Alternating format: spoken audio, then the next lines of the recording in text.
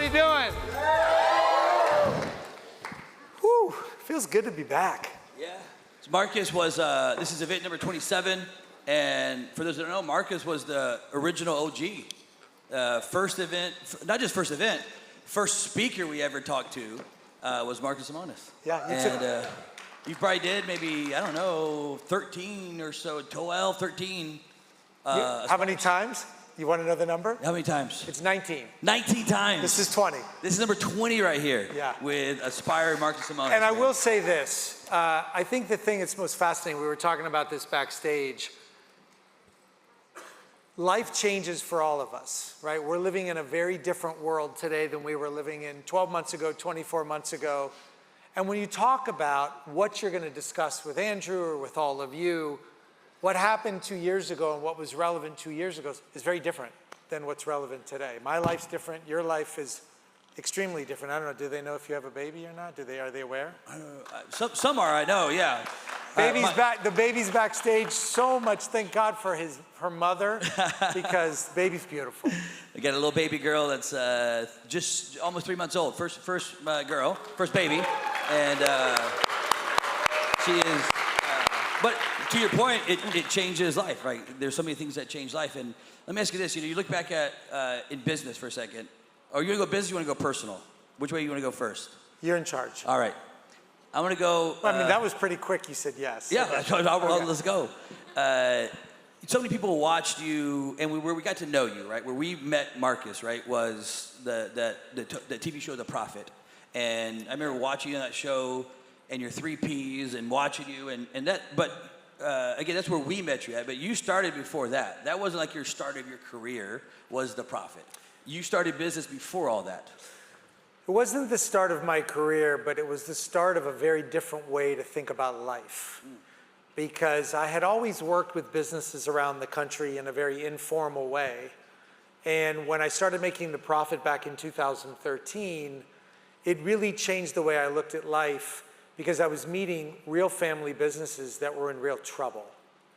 And it's already complicated enough to have somebody come into your business and give you feedback on what's working and not working.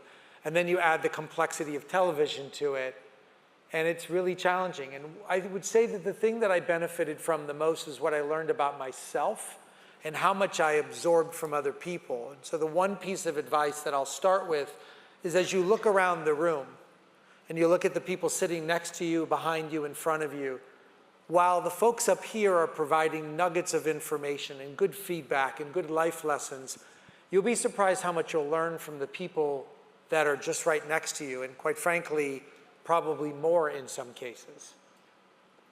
When you look at, I'm going to go deeper in that right there, because the unique thing about you, again, you've been with us for so long, is I would almost say that you love, this is not, I was not almost say this, I would say this. You love people more than you love the process, more than you love the profit, more than you love procedures. You're a people person.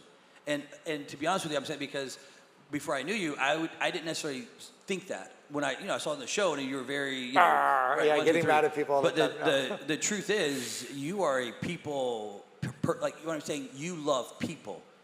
In a deep, deep way. More than other speakers that we have here, you love people. Well, I love people because they are salvation for me. I don't have any kids. I don't have any brothers and sisters. Both of my parents are now gone, so I'm an orphan again. And business has always been a very safe place for me. And while I understand how to fix processes, I sometimes don't.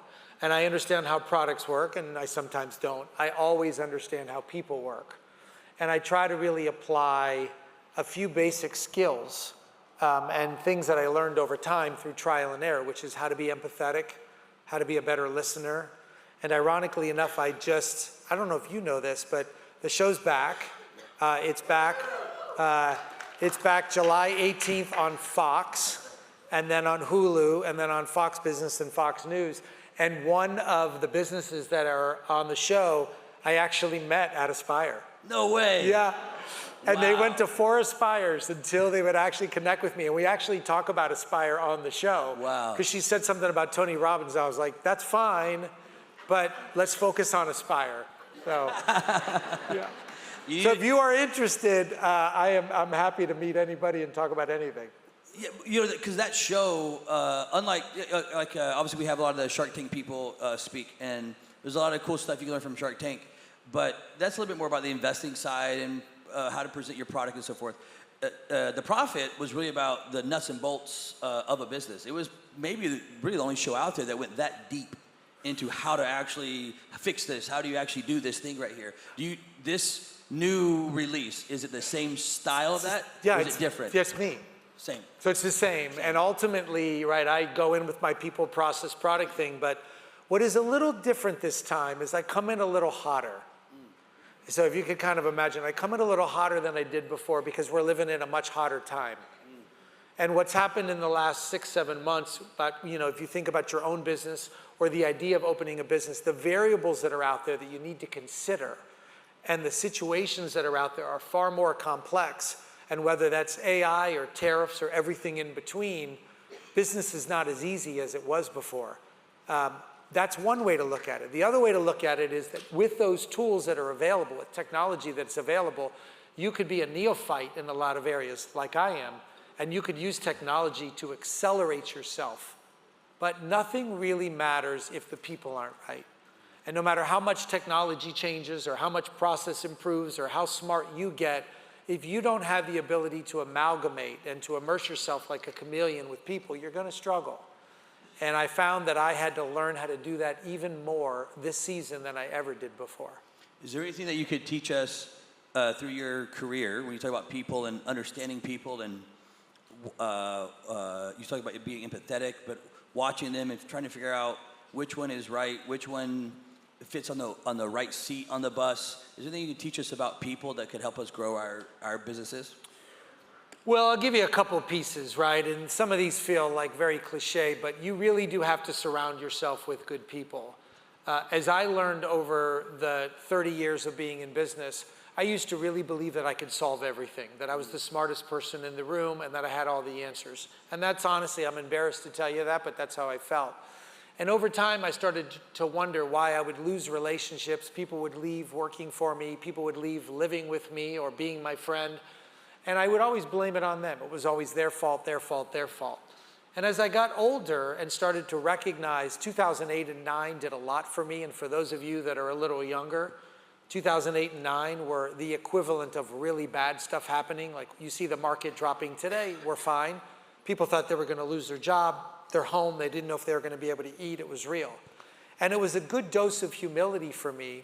And as I came out of that, I started to realize that if I wanted to do more in life, I wanted to leave my stamp on people, that I had to make myself vulnerable and acknowledge that other people were going to be much better at certain things. And I started hiring people that were smarter than me and allowing them to do their job. I started getting more involved with people that I was intimidated by to make myself better. I learned, they learned, and the business got better. And so I think understanding that is step one. Step two is you're not the smartest person in the room. And I'm not saying that to you, I'm saying that to myself in the mirror. And really understanding that you could be a sponge and gain a lot of information matters. That's one side of it. People want to feel wanted. And so if you have people that are working for you today or that are considering investing in you today, if they understand that you're vulnerable enough to say to them, I need your help. If I was going to start certain types of businesses, the lineup that you have seen today would be on my speed dial. And I would say to Andrew, hey, I'm thinking about doing this, and I don't know this. I don't know how to do this. And it's hard for people to acknowledge that they don't know everything and that they need help. Investors and people like Andrew and Eddie and some of the other folks you've seen, people are attracted to wanting to feel wanted. If I said to you, I'm really struggling, I'm not doing well, I'm worried my business is going to close because I can't figure this out, and you would say, well, you're Marcus. How could you not figure that out? I'd be like, I don't know. I don't know everything. Will you help me? It's hard to say no. And if you're a capitalist, you would say, yes, I will help you, but I have to understand that my time is worth something, and yes, you should make money from that. But that's the other thing that I learned most about people is you got to be vulnerable and say, like, I don't know everything. It's amazing because when you lead with that type of disposition, and you say, and you're coming to someone, whoever it may be, asking like, hey, I'm stuck on this point. I'm having a block or whatever it is. When you come from that disposition, I don't know if I've ever had anybody tell me they wouldn't help me. When you come from that position of vulnerability, openness, alignment, people want to naturally help inside of it. Why do you think sometimes we struggle with, you said that, but you're also said this back end piece, which is really unique. You said the capitalist piece of it, like it's okay if you help someone, and how does that affect me and my time and so forth? Why do you think it's hard for people to tie that back into it? Like it's hard for sometimes people to ask to respect my time from a financial position as well. I think there's two issues. I think the first is you have to recognize that people see value in themselves, and they don't want to be marginalized. And if you can attribute the need, I need you, that's a recognition of you provide value to me. And two, I want you to benefit from whatever you're going to help me with. And so if I need to share in the equity or share in the upside or pay you a fee or do whatever it is, people want to feel wanted and needed, and they want to feel recognized for the talent they bring to the table. I think us as entrepreneurs sometimes feel like we can't admit that because it makes us feel less than, or it makes us feel insignificant, or it makes us look bad in people's eyes. I think it makes you look bad when you don't acknowledge it. Yeah, there's so much truth in what you're talking about of understanding people and how to work with people. It's also how you will recruit A talent. People talk about like it's hard to recruit A players, A talent. And I think one of the best ways to recruit A talent is coming from the position of respecting what they are bringing to the table and allowing them to run. You mentioned that earlier, where it's like bringing them in and then letting them do their thing is one of the best ways to actually recruit A-level talent inside of it. Well, let me give you an example of that. So I did an episode that'll air in July with 3 rabbis. This is not a joke. This is like this is really the truth. You walked in a bar. Yeah. So with 3 rabbis who own a popcorn business, a very successful popcorn business. And they were so excited that I came to see them, and we filmed for a month. And I changed the format of the show a little bit, where I used to negotiate at the beginning. I would meet you, I'd understand your business, and then I would make an offer. And I was like, God, I keep getting sued all the time. So I'm gonna change my strategy a little bit, and I'm gonna wait till the end. And I would give just as much effort, maybe even more effort, trying to get them to see the value that I could bring to them. And I would introduce them to people in my Rolodex, and I would get them accounts, and I would fix things, and da-da-da-da-da. And I would get to the end, and I sat down in the end, and I said, okay, I'm ready to negotiate. And the business made $500,000 a year. I offered them $500,000 for 10%, so I was putting a 10-time multiple on I know.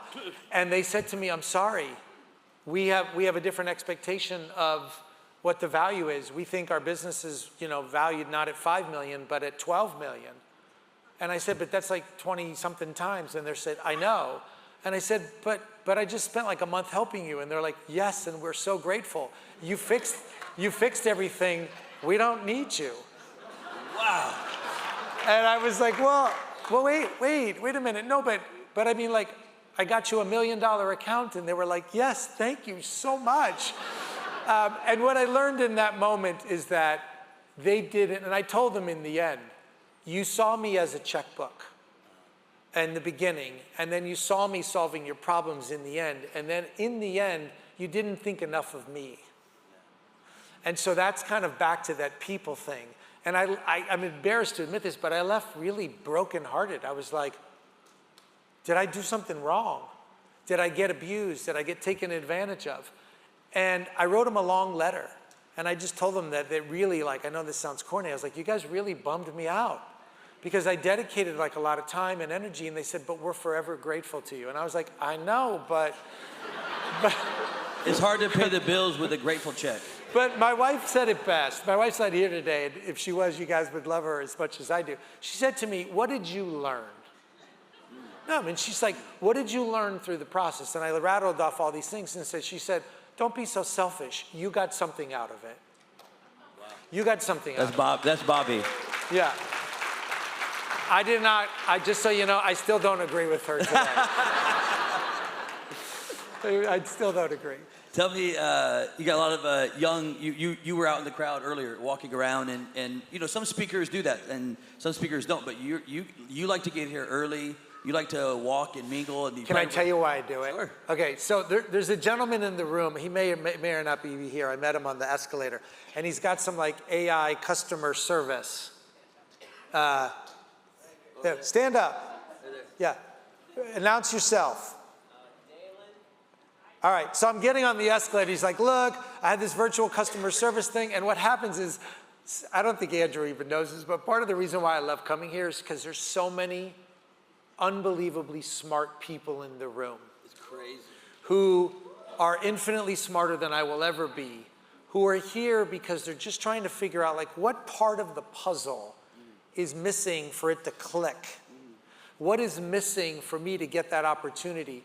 And I love mining for relationships and information and knowledge in a room like this. And my thesis is that we can exchange ideas. So I started thinking, my primary business is I sell 1 out of every 4 RVs in America. And about a year, I think it's been a little bit more than a year ago, I took over this business that was totally jacked.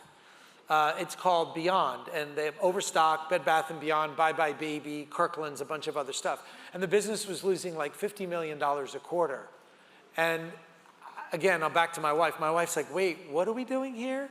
Why are we putting our money in this business? It's a public company, it's losing money. And I said, well, 2 things. 1, nobody believes I can do it. And 2, I'm gonna learn a lot. And so one of the exciting things that I discovered today in walking through the audience and meeting people outside is that there are so many people here that I can help, but there's more people here that can help me. And if I can give somebody an opportunity to get their product, their idea, their skill out into the marketplace, give them a break, give them a shot, the real winner, no disrespect to him, the real winner is gonna be me because my business is gonna get better.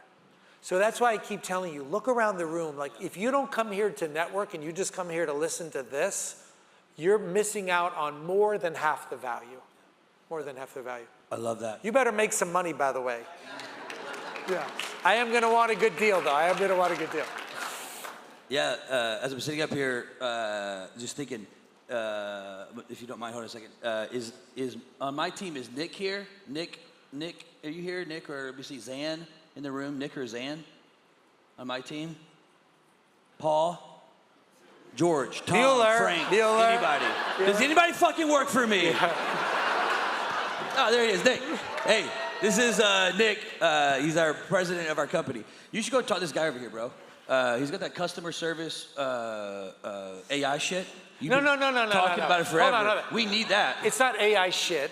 AI's the greatest thing out there right now. Here's the thing. I'm gonna give this guy a little bit more of a plug, okay? And whether it's him or anybody else out there, the customer isn't getting enough attention today. Right. And the customer is people sitting in the seats.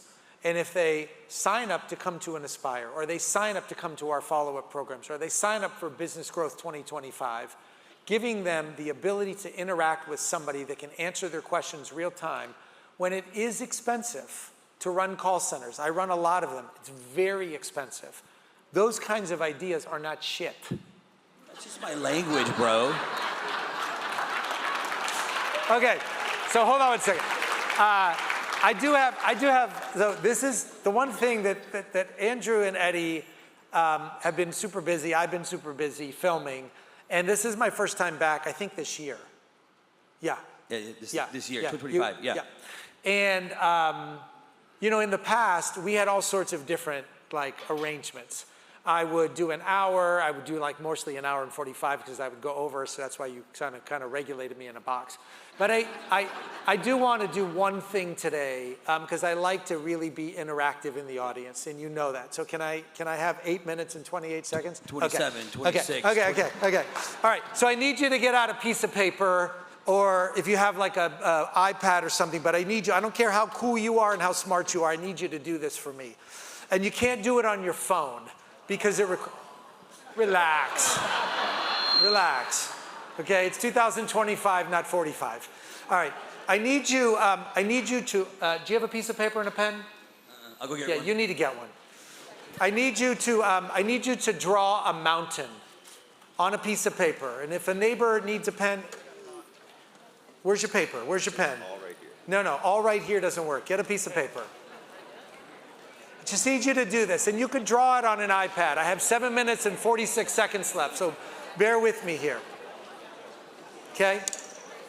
All right, keep it down. Keep it down. I want you to draw a mountain. Make it any shape you want. It could be a Himalayas, it could be Camelback, it could be a hill, don't care. The test of the day is that I want you to take your pen and draw yourself on the mountain. Put yourself anywhere you want on the mountain.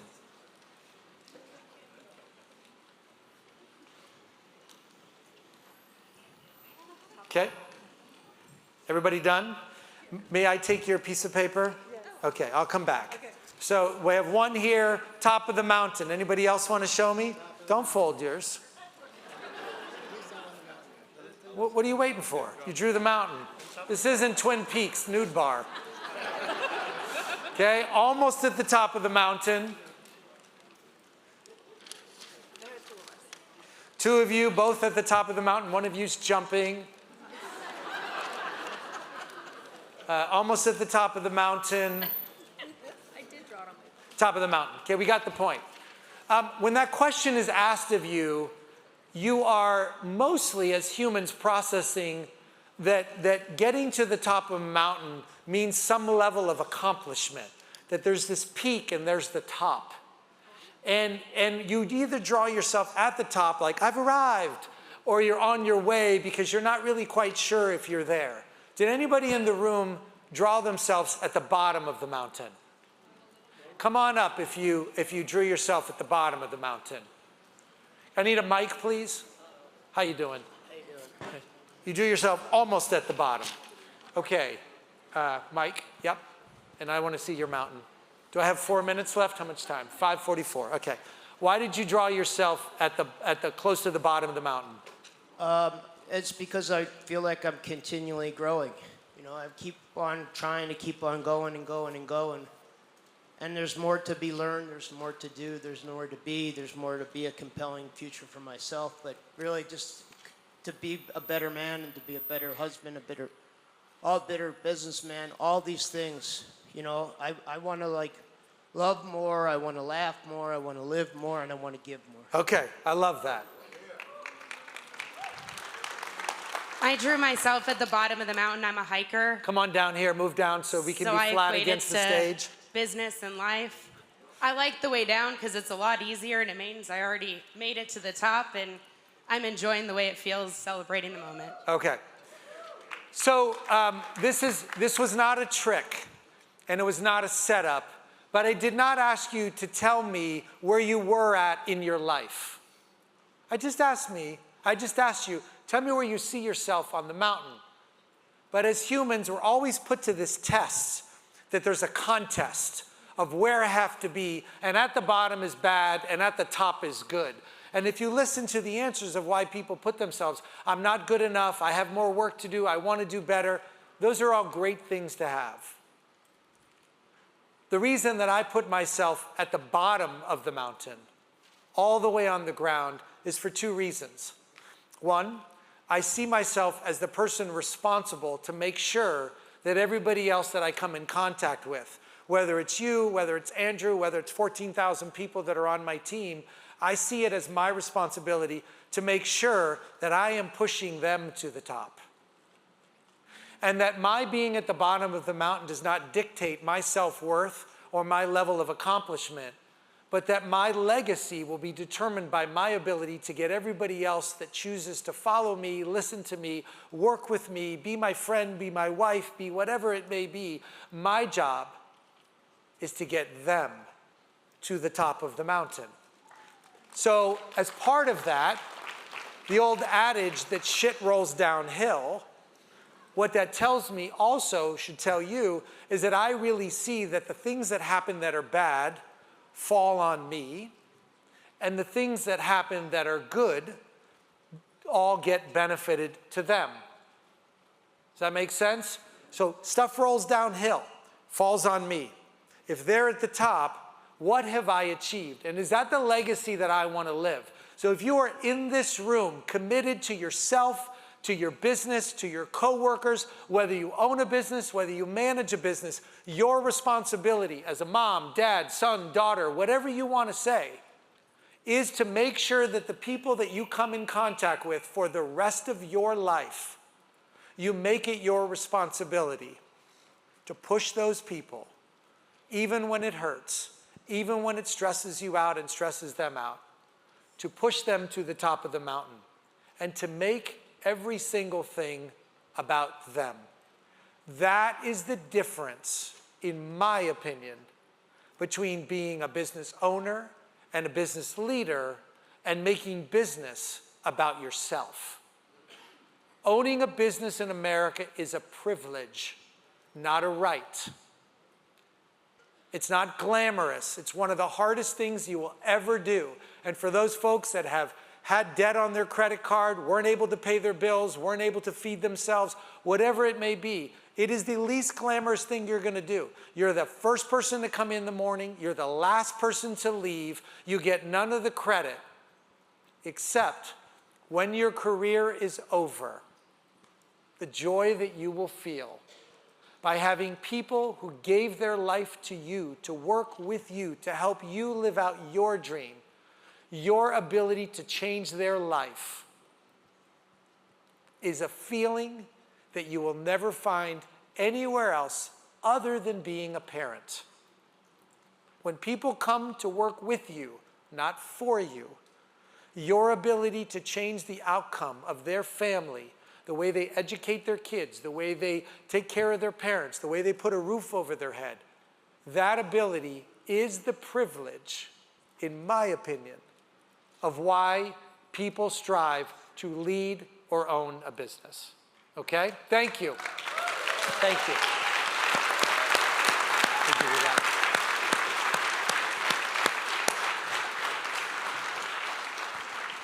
We're over 40. I was close. I was 41 seconds. I was close. That was impressive. That's the first time ever I've been on time. That's the, out of whatever it was, 19 times, that's the first time I've seen that exercise that you've done. Yeah. You know what happened? This exercise came from that business that I was telling you about, where things were just bad. Yeah. Things were really bad, and I had never been in a business that was losing money, and I became public enemy number one. The stock went from, I got there, the stock was 11, it went to 30 because everybody thought I was gonna wave magic fairy dust on everything. And then I told everybody that the business was in trouble and the stock went to 3. All right, it's not funny.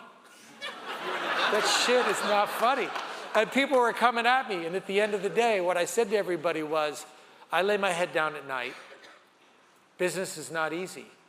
It's not glamorous. And so for those of you that are feeling like you're on that same roller coaster of going from 11 to 30 to 3, what I would tell you is be convicted in who you are. Be sure that you're doing it for the right reasons. Make the business more important than you. Take care of your customers, take care of your people, and it'll all work out. We'll end on that point. You guys give it up. Marcus Lemonis, one of the greatest business owners of all time. You guys give Marcus Lemonis a round of applause. Marcus, thank you for coming, man. Thank you. Thank you. Keep it going, everybody. Keep it going. I want to. Yeah, go ahead. Is there any way, is it going to screw things up if we get the house lights on for just a second? Probably yes. Okay. Good news. I just want to take one picture. If you guys could be as excited as you can be. Hold on one second. All right, I'm going to just do a little video here. Ready? We're going to do the wave, but it's got to have like motion and noise at the same time, left to right. Are you ready? Go.